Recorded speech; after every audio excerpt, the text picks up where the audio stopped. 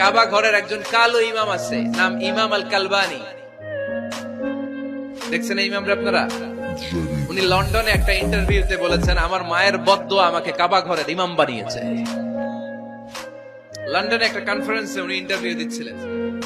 ওনাকে বলা হলো, কাবার সব ইমাম সাদা ইমাম, আপনি কালো মানুষ, কেমনি ইমাম হইলেন?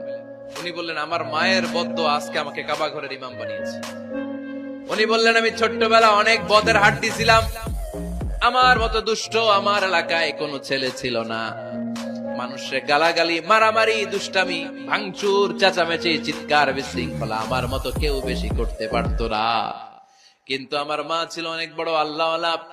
আমার মা জানতেন আল্লাহর কাছে দোয়া করার কত বড় পাওয়ার। আমার মা যখন আমার উপর রেগে যেতেন, আমার মা জানতেন রাগের মাথায় বদদোয়া দিলে বদদোয়া কবুল হয়ে যাবে।